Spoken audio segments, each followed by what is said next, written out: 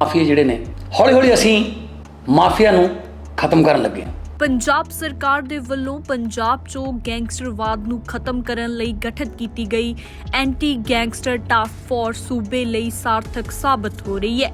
ਇਸੇ ਤਰਜ਼ ਤੇ ਕੰਮ ਕਰਦੇ ਹੋਏ AGTF ਦੇ ਵੱਲੋਂ ਵੱਖ-ਵੱਖ ਫੀਲਡ ਯੂਨਿਟਾਂ ਨਾਲ ਮਿਲ ਕੇ ਸਾਂਝੇ ਆਪਰੇਸ਼ਨ ਦੌਰਾਨ ਕਈ ਅਪਰਾਧੀਆਂ ਦਾ ਸਫਾਇਆ ਕੀਤਾ ਗਿਆ। ਹੁਣ ਤੱਕ ਪੁਲਿਸ ਨੇ 2112 ਅਪਰਾਧੀਆਂ ਨੂੰ ਗ੍ਰਿਫਤਾਰ ਕੀਤਾ ਹੈ, 20 ਵੱਡੇ ਗੈਂਗਸਟਰਾਂ ਦਾ ਐਨਕਾਊਂਟਰ ਕੀਤਾ ਹੈ। ਨਾਲ ਹੀ ਅਪਰਾਧਿਕ ਗਤੀਵਿਧੀਆਂ 'ਚ ਵਰਤੇ ਗਏ 1811 ਹਥਿਆਰ ਅਤੇ 473 ਵਾਹਨ ਵੀ ਬਰਾਮਦ ਕੀਤੇ ਹਨ। ਇੰਟੈਲੀਜੈਂਸ ਬੇਸਡ ਆਪਰੇਸ਼ਨ ਸੀਗਾ ਅੱਜ ਸਵੇਰੇ ਤੇ ਕਾਫੀ ਦਿਨਾਂ ਤੋਂ ਇੱਕ ਵਿਅਕਤੀ ਨੂੰ ਟਰੈਕ ਕਰ ਰਹੀ ਸੀਗੀ ਸਾਡੀ ਟੀਮਾਂ। ਇਹਦੇ ਨਾਲ ਸ਼ੂਟ ਆਊਟ ਹੋਇਆ ਹੈ, ਗੋਲੀ ਲੱਗੀ ਇਹਨੂੰ, ਐਂਬੂਲੈਂਸ ਰਾਹੀਂ ਹਸਪੀਟਲ ਪਹੁੰਚਾ ਰਹੇ ਹਾਂ। ਅਸੀਂ ਆਉਣ ਸਾਰ ਇੱਕ ਐਂਟੀ ਗੈਂਗਸਟਰ ਟਾਸਕ ਫੋਰਸ ਬਣਾਈ। STF ਪਹਿਲਾਂ ਹੀ ਮੌਜੂਦ ਸੀ, ਪੰਜਾਬ ਪੁਲਿਸ ਪਹਿਲਾਂ ਹੀ ਨਫਰੀ ਸਾਡੇ ਕੋਲ ਬਹੁਤ ਹੈ, ਬੜੀ ਦਲੇਰ ਪੁਲਿਸ ਹੈ। ਅਸੀਂ ਇੱਕ ਵੀ ਗੈਂਗਸਟਰ ਨੂੰ ਬਖਸ਼ਾਂਗੇ ਨਹੀਂ। ਪੰਜਾਬ ਦੇ 3.25 ਕਰੋੜ ਤੋਂ ਵੱਧ ਲੋਕਾਂ ਦੀ ਸੁਰੱਖਿਆ ਤੇ ਪੰਜਾਬ ਦੀ ਸ਼ਾਂਤੀ ਤੇ ਭਾਈਚਾਰਾ, ये मेरी जिम्मेवारी है। पंजाब की राजनीति में सुखजिंदर सिंह रंधावा को लेकर सियासत एक बार फिर गर्मा गई है। क्या अपराधियों को पंजाब में अतीत में भी संरक्षण मिलता रहा? सुनील जाखड़ बीजेपी के प्रधान हैं, उन्होंने कई आरोप लगाए हैं सुखजिंदर सिंह रंधावा को लेकर। हमारे साथ चर्चा करने के लिए मलविंदर सिंह कंग साहब हैं, आम आदमी पार्टी के वरिष्ठ नेता, सांसद। कंग साहब, पंजाब की सियासत में क्या अपराधियों को राजनीतिक संरक्षण सिर्फ पुराने जमाने में मिल रहा था या आज के दौर में भी जो अब आरोप सुखजिंदर सिंह रंधावा के इर्द गिर्द लग रहा है, आपको लगता है इसमें कितनी सच्चाई है?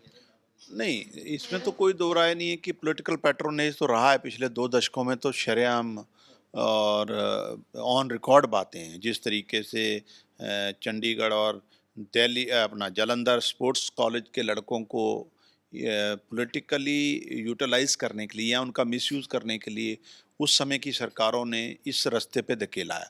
और गोल्डी बराड़ से लेकर तमाम बड़े बड़े नाम हैं जो क्राइम की दुनिया में, उनके आप सोशल मीडिया पे अकाउंट फ़ोटो देख लें तो कोई अकाली दल बादल साहब के साथ होगा, जो सुखबीर बादल, कोई मजीठिया के साथ होगा, कोई रंधावा साहब के साथ होगा।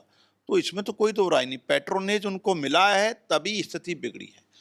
हमको डेफिनेटली ये चुनौती है मान साहब की सरकार को, और लेकिन इस चुनौती को हमने पूरा मजबूती से लड़ भी रहे हैं और हमने काफ़ी हद तक इस पर कंट्रोल भी किया है। लेकिन कुछ चीज़ें जो डीप रूटेड हो जाती हैं तो उसको ख़त्म करने में समय लगता है। और समस्या इसमें ये भी आ रही है कि अब कई गैंगस्टर हैं जो बड़े नाम हैं वो आउट ऑफ स्टेट बैठे हैं, कई आउट ऑफ कंट्री बैठे हैं, जहाँ भारत सरकार और बीजेपी रूल्ड स्टेट्स का बहुत बड़ा रोल है। तो मुझे लगता है अगर देश की सरकार सहयोग करे तो बहुत जल्दी इस पे कंट्रोल किया जा सकता है। जग्गू भगवानपुरिया, क्या आपको लगता है कि ये नाम जिस तरह से थ्रेट करता है, जेल में बैठ के थ्रेटनिंग देता है, एक राजनीतिक पार्टी के एक बड़े नेता सांसद के बेटे को धमकी दी जाती है, फिर गोलियां चलती हैं, ये एक बड़ा सवाल तो है ही पंजाब की कानून? डेफिनेटली है, मैं इसको कोई बहुत अच्छी बात नहीं मानता किसी के भी। वो तो चलो बड़े नेता हैं, डिप्टी CM रहे हैं, लेकिन किसी के बच्चे को भी धमकी आना बड़ा अनफॉर्चुनेट है और बिल्कुल नहीं होना चाहिए। लेकिन इसमें भी कोई दो राय नहीं है, जो आपने नाम लिए हैं इन इन इन नौजवानों को, अब तो ये गैंगस्टर बन गए, डीडेड गैंगस्टर हो गए, लेकिन इनको राजनीतिक फ़ायदा लेने के लिए इनको मिसयूज़ भी हुआ है। और मैं पहले दिन से ये रंधावा साहब के नाम तो जुड़ते रहे, इसमें कोई दो राय नहीं है कि जो मसल पावर जिस तरीके से ये लोग, चाहे वो कारपोरेशन के इलेक्शन होते थे, ब्लॉक समिति जो लोकल लेवल के इलेक्शन, उसमें जिस तरीके से गुंडागर्दी होती थी हमारी सरकार आने से पहले, उसमें इस तरह के नौजवानों का मिसयूज़ होता था। अब वो बहुत आगे चले गए हैं और मुझे लगता है गलत जो एंटी सोशल एलिमेंट्स को, उनको अगर आप पैट्रोनाइज करेंगे अल्टीमेटली आपके गले वो पड़ेगा ही पड़ेगा। तो ये पुराने जो कंडे इन लोगों ने बीचे थे कांटे, वो अब सामने आ रहे हैं। लेकिन मान साहब की सरकार बड़ा इंश्योर करती है, और वो भी जिस आदमी ने धमकी दी थी रंधावा साहब के परिवार के बच्चे को, इमीडिएटली उन लोगों को पकड़ा भी है। एक विषय है सर, पंजाब सरकार नशे के खिलाफ, ड्रग्स के खिलाफ कार्रवाई कर रही है, विक्रम मजीठिया जेल में है, लेकिन ये एक बड़ा आरोप आप लोगों की सरकार पे, भगवंत मान की सरकार पे लगता है कि आप लोग वहाँ जो स्टेट की एजेंसियां हैं उसका दुरुपयोग करते हैं। रंजीत गिल साहब बीजेपी ज्वाइन करते हैं, अगले ही दिन आप भेज देते हैं विजिलेंस को उनके घर पे छापा मारने के लिए। नहीं, मुझे लगता है आम आदमी पार्टी ने तो अपने विधायक और मंत्रियों को भी नहीं छोड़ा। तो ये तो नहीं आप कह सकते कि हमने चॉइस के आधार पर कोई कार्रवाई की है, लेकिन law will take its on course.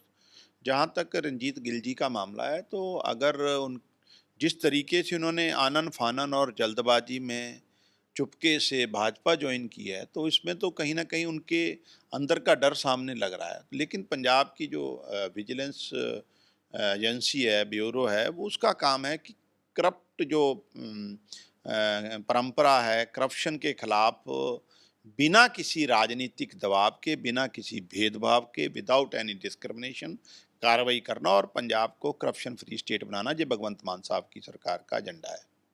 एक आखिरी सवाल, SYL, ये पता नहीं कितने दशकों से ये मुद्दा है, सुप्रीम कोर्ट भी इसका फैसला नहीं कर पा रही क्योंकि सेंटिमेंटल इशू है, दोनों इमोशन है इसमें।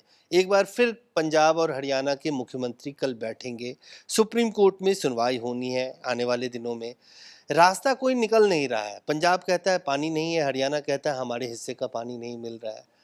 क्या कोई समाधान संभव है? क्योंकि आपके मुख्यमंत्री ने एक फॉर्मूला दिया था पिछले बैठक में, क्या उस रास्ते से ही कोई समाधान निकलेगा या ये डेडलॉक बना है? देखिए, भारत सरकार की अगर इच्छा शक्ति हो तो समाधान निकल सकता है। आज हालात देखिए आप, उत्तराखंड से लेकर बिहार तक जिस तरीके की बाढ़ की स्थिति बनी हुई है। हरियाणा के कुछ एरिया में आज मैं देख रहा था, भिवानी एरिया जो है हरियाणा का, वो पानी से डूबा हुआ।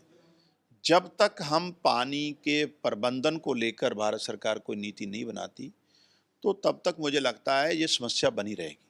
जहाँ तक SYL का मामला है, ये सिर्फ और इमोशनल इशू नहीं है। आज हमारे पास पानी देने को ही नहीं है। हरियाणा हमारा छोटा भाई है और हरियाणा और पंजाब एक ही कल्चर के सूबे हैं, उसमें कोई दो राय नहीं। और जब तक पंजाब के पास जहाँ तक पानी है, दे भी रहे हैं और देते भी रहे हैं। लेकिन जिस मात्रा में आज डिमांड कर रहे हैं और एक नहर निकाल के देना, पंजाब का आज बहुत सारा एरिया, हुआ क्या है कि हमारी सरकार आने से पहले जो रिवर वाटर इरिगेशन एरिया था वो लगातार कम होता रहा। हमने, भगवंत मान साहब की सरकार ने लगातार कोशिश की है कि ग्राउंड वाटर कम से कम निकाला जाए और नहरी पानी लोगों तक पहुंचाया जाए ताकि ग्राउंड वाटर की स्थिति बेहतर हो। आज हमारे पास पानी नहीं है देने को, तो हम कहाँ से दे सकते हैं? और इसका सबसे अच्छा तरीका यही है और इसका समाधान ऐसे नहीं, अगर भारत सरकार की नीयत साफ है, विदाउट एनी फेवरिज्म, बाइस्ड हुए बिना, अगर वो पूरे जो पानी की यूटिलाइजेशन सही तरीके से हो जाए और पानी का प्रबंध ठीक हो जाए, और अभी तो जो इंडस वाटर ट्रीटी को डॉक्टर मोदी प्रधानमंत्री जी ने कहा है, अगर उस पानी को सही तरीके से दिया जाए, तो मुझे लगता है पंजाब हरियाणा छोड़िए, आप पूरे नॉर्थ इंडिया को पानी दे सकते हैं। मलविंदर सिंह कंग साहब, साफ तौर से इंडस वाटर ट्रीटी अबेंस में है, लेकिन वो पानी पंजाब या हरियाणा तक आने में कई साल लग सकते हैं। अभी पहले तो पूरा इंफ्रास्ट्रक्चर बनाना पड़ेगा, उसके बाद। हालांकि कल बैठक होगी, कोई रास्ता निकलता है कि नहीं, देखते हैं। कैमरामैन फिरोज के साथ अजय झा, दैनिक सवेरा, दिल्ली।